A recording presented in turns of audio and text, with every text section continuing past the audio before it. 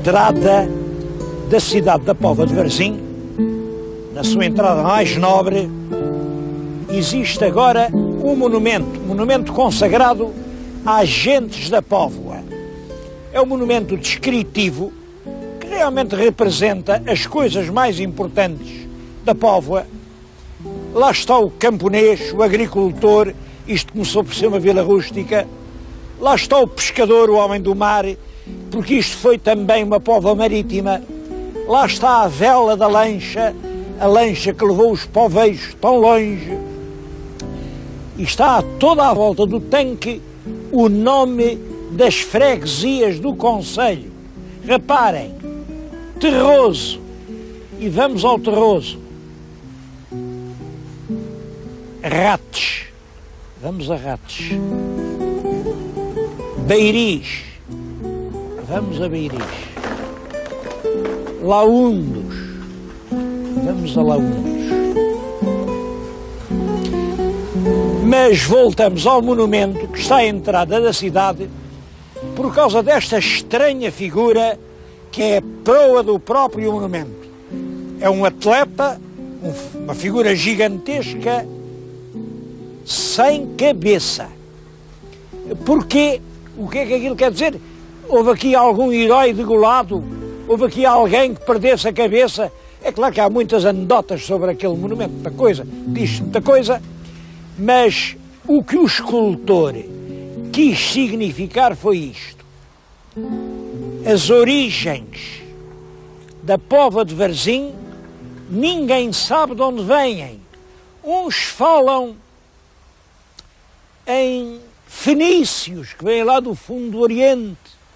Outros falam em normandos, vikings, que vêm lá do norte da Europa e deram origem a este tipo loiro.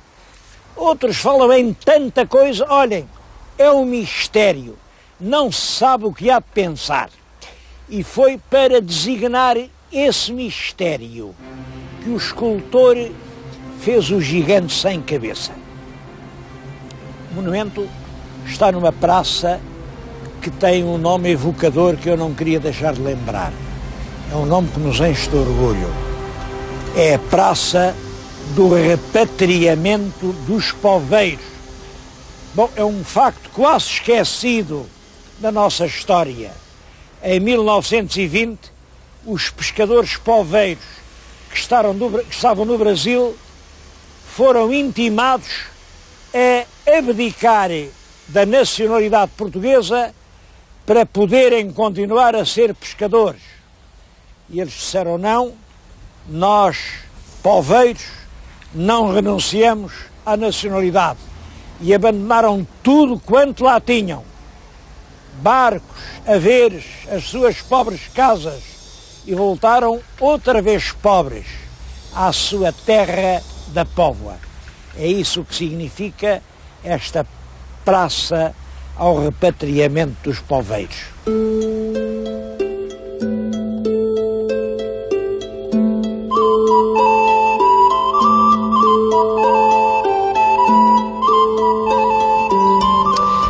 A verdade é que hoje já podemos ter uma ideia muito geral da história da Póvoa de Varzim.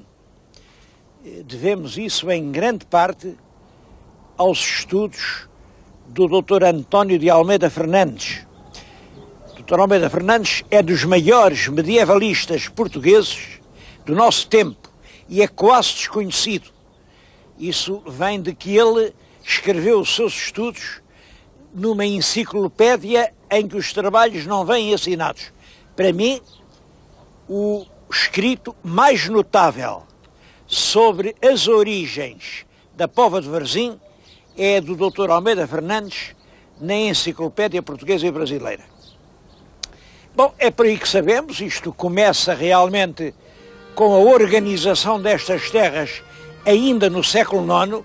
Como sabem, o Conde Vímara Pérez conquista o Porto em 868, século IX, é aquele conde que está a cavalo ao pé da Sé. Depois ele demora-se anos a organizar o repovoamento de todo este distrito de Braga, toda esta região, e a criar vilas e póvoas rústicas. Ora bem, a primeira vez que aparece a palavra Varzim, não sobre a forma de Varzim, mas sobre a forma de Veracinos ou Euracinos, porque isto vem do nome de um homem que se chamava Euracinos ou Euvracinos, porque o U podia soar como V. É no ano de 1033. A partir de 1033, nós sabemos todas as mãos pelas quais passou a póvoa de Varzim. Começa por ser uma vila rústica, camponeses a manhar a terra, uma terra pobre. Depois, o porto de Veracinos é dado a um fidalgo, Dom Guterre, e é dado exatamente em 1033. Diz o nobiliário de Conde Dom Pedro, quem o deu foi o nosso Conde Dom Henrique, o pai do nosso primeiro rei. Isso não pode ser, porque este Dom Guterre é mais antigo. Portanto, o Dr. Almeida Fernandes propõe, com total segurança, não foi o Conde Dom Henrique, foi o rei Bermudo III de Leão quem o terá dado. O rei de Leão, quando estava a viver em Portugal, numa terra, ali ao pé da Póvoa de Lanhoso, que ainda hoje se chama São João de Rei. Pois é o Bermudo quem dá o porto de Varzim a esse Dom Guterre, e a partir daí é uma póvoa de pescadores que ganham no mar o que a terra não dá, vão até longe, e cria-se uma comunidade de pescadores com caracteres muito fortes. O poveiro aparece como um grupo étnico perfeitamente diferenciado. São famosos os poveiros em todo o mundo. Eu estive no Brasil e admirei os poveiros, estive em São Paulo e admirei os poveiros, estive no Canadá e estive na Casa dos Poveiros, estive em Moçambique, estive com os poveiros, uma terra tão pequena, parece que encheu todo o mundo. Bom, e agora faz-me pena que os poveiros, os rijos pescadores da Póvoa, aqui já quase não têm que pescar, imaginem, vão trabalhar para a Galiza. Também não consigo perceber como é que eles na Galiza podem trabalhar e aqui não podem. Bom, mas isso são outras coisas. A Póvoa aqui está sempre em rivalidade com uma terra muito próxima e muito poderosa, que é a Vila do Conde, e é uma terra humilde até ao século XVIII. Só no século XVIII é que a rainha Dona Maria dá à Póvoa um conselho, isto é que é pensado um conselho, mas é no século XIX, com o turismo. A partir do turismo começa muita gente a vir a Banhos, toda esta gente do Val do Ave, gente de Braga, gente de Barcelos, gente de Guimarães, gente de Famalicão, gente de Santo Tirso, toda essa gente é à Póvoa que vem. E aqui começa a ser uma das grandes estâncias balneares do país. A gente ainda tem descrições do Ramalho Ortigão, pitorescas e cruéis. É claro, ainda era uma pequena terra. Em todo caso, já vinha aqui gente muito importante. Vou-lhes falar, olhem, do Essa de Queiroz, vou-lhes falar do António Nobre, do Camilo Castelo Branco. Todos eles vieram à Póvoa, estavam ligados à Póvoa. É, todavia, nos anos 60 do nosso século, a partir de 1960, que a Póvoa parece explodir, explode para cima. É da década de 60 o primeiro arranha-céus. Bom, e a partir daí vem outro, e a Póvoa eriça-se arranha-céus. Há quem diga bem, há quem diga mal, há quem diga que desfiaram a paisagem, há quem diga que enriqueceram. Eu não tenho uma opinião muito formada. Eu acho que tudo o que é pequeno tem tendência para crescer e ser grande. Não é só por ser grande que as coisas são feias. E estes arranha-céus da Póvoa, confesso, não me chocam muito.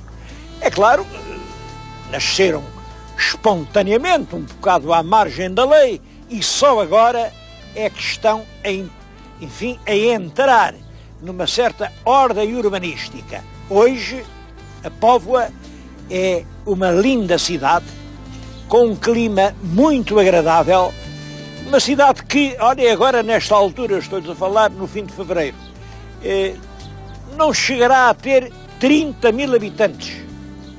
Se vierem aqui em agosto, tem mais de 120 mil. É, portanto, uma cidade sazonal. Ao fim de semana também aumenta muito. É uma cidade hebdomadária. É uma cidade de deleite, de prazer. É uma cidade para encher os pulmões de ar puro. E acho que é uma cidade com futuro, porque a Europa vai procurar cada vez mais o Atlântico. Em poucos pontos da costa portuguesa, o Atlântico é tão bonito como aqui na Póvoa de Varzim.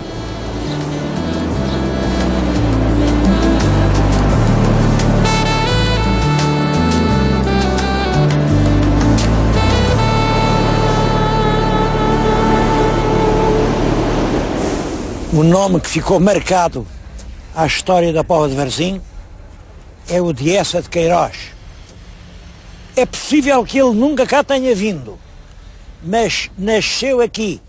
Olha, nasceu numa casinha que está além com uma lápide. Claro, nasceu um pouco à sorrelfa, nasceu escondidamente, porque quando ele nasceu, a mãe não estava casada com o pai. O pai era magistrado em Ponte de Lima, a mãe era de uma família de oficiais de Viana do Castelo, ela tinha 19 anos, bom, e aconteceu, o menino nasceu. Mas isso nessa altura era uma vergonha, ter um menino antes de casar, que horror! Então, escondidamente, lá tinham aqui um parente, ele, o pai, tinha aqui um parente, que era escrivão do pescado, lá trouxe aqui a mãe aqui teve o menino que foi levado a criar para a Vila do Conde. Depois, é claro, o pai casou com a mãe, tiveram os filhos que deviam ter, mas a mãe sempre se envergonhou daquele filho nascido antes do casamento. E por isso ele foi sempre criado por longe, foi sempre escondido das visitas. Ela não queria que se soubesse aquela vergonha. Imaginem que vergonha ser mãe do Eça de Queiroz. A verdade é que a obra do escritor reflete esse amargo espinho, essa espécie de remorso escondido de toda a vida ter sido tratado como um bastardo, como uma criança cuja existência se pretendia ocultar.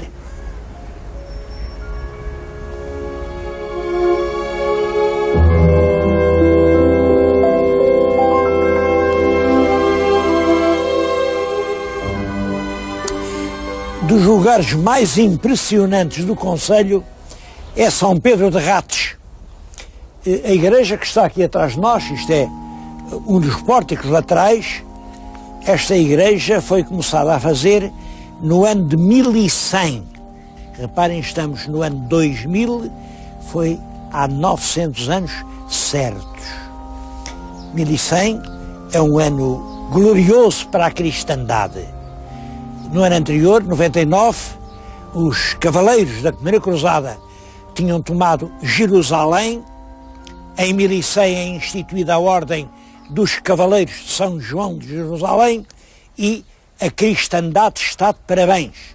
É nesse ano que o conde Dom Henrique e a condessa Dona Teresa doam aqui esta terra de Rates à Ordem de Cluny, terra já antiga, porque aqui em Rates falava-se de um tal Dom Pedro, que tinha sido bispo de Braga, mas que tinha fugido de Braga porque o Dom Pedro fazia uma pregação tão austera, que nem deixava o rei de Braga dormir com a mulher.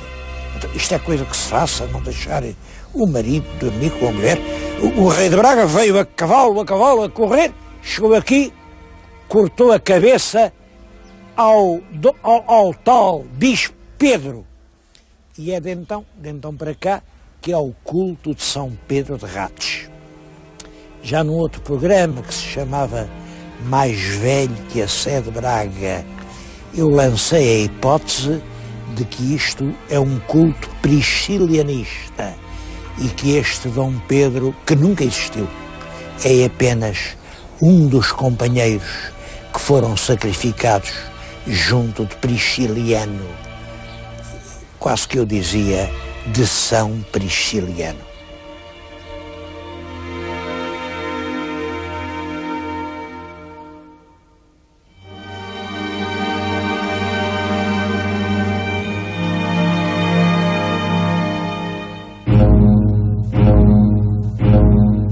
Isto que estão a ver é o que resta da cividade, a cividade do Terroso. É curioso porque estas casas já eram romanas, são da época romana, mas se virem bem, por debaixo delas havia outras que eram anteriores, e eram aí 500 anos antes de Cristo, da Idade do Ferro. Ora bem, entre a que cá estava e a que passou a estar, aparece uma camada de cinzas. Os arqueólogos têm com grande cuidado, isto é feito com uma minúcia de orivesaria, têm raspado e encontram uma camada geral que denuncia um incêndio. Quer dizer, quando os romanos chegaram, incendeiam a aldeia indígena que aqui encontram e fazem a sua própria cividade.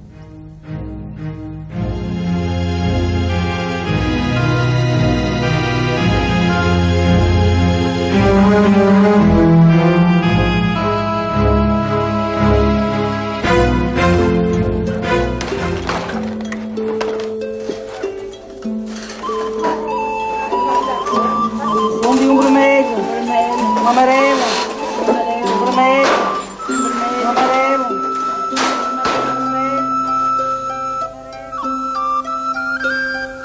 Em Beiris ressurgiram os tapetes. Uma outra boa nova que eu lhes quero dar aqui da Póvoa é exatamente esta. Os famosos tapetes de Beiris, que ali pelos anos 50 eram o orgulho de quem tinha uma casa bonita, a certa altura desapareceram. Eu há muitos anos que já não sabia dos tapetes de Beiris, pois vim a Beiris, renasceram os tapetes. Estamos diante de um e da autora do milagre. A autora do milagre é esta senhora, Dona Heidi Annemann Ferreira pelo casamento, uma senhora, portanto, de nacionalidade alemã, que chegou aqui a Beiris e fez ressuscitar a tradição. Começou com uma fabriqueta, 15 mulheres, agora são 67 e voltamos a ter estes belíssimos tapetes portugueses.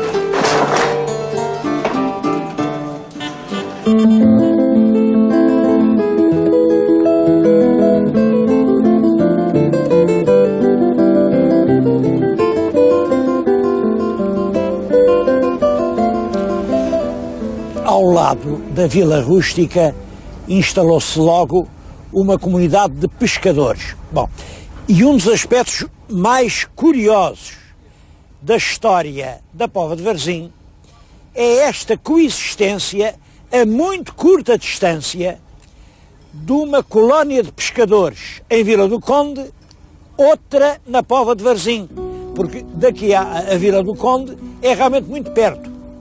Como é que se explica que aqui, em dois pontos tão próximos, houvesse duas colónias tão diferentes?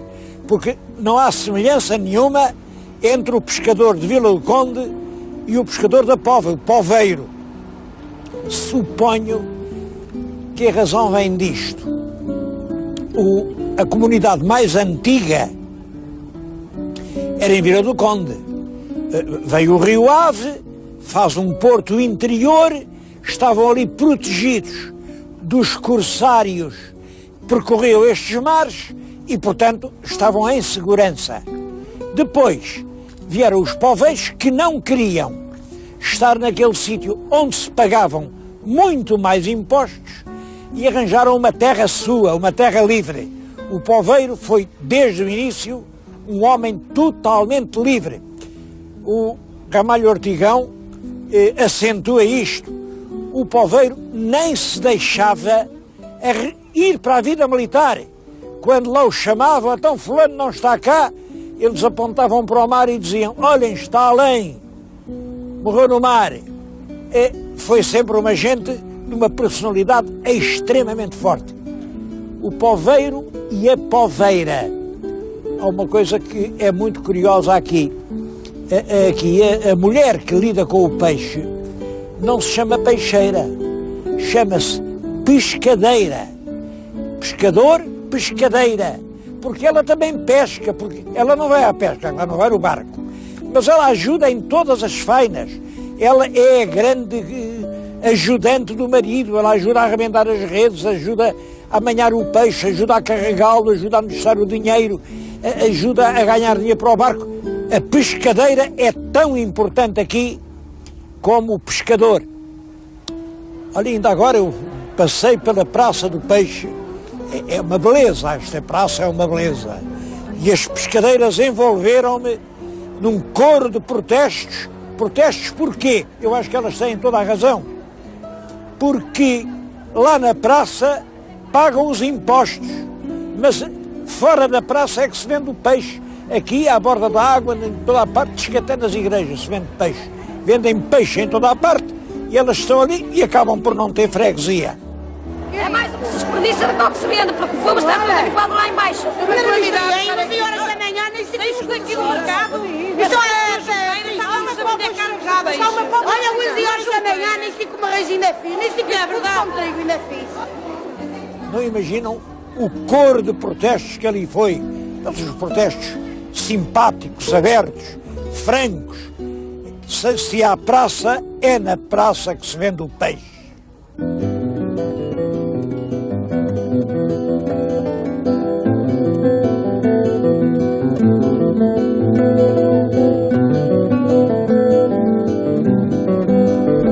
As pessoas talvez nem imaginem até que ponto a Póvoa é uma cidade interessante.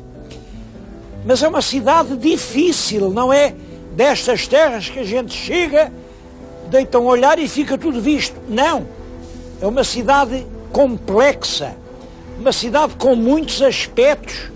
É uma cidade marítima, mas é uma cidade rústica, campestre, litoral, pescadora, burguesa, antiga, moderna. Aqui tudo se mete, tudo se sobrepõe.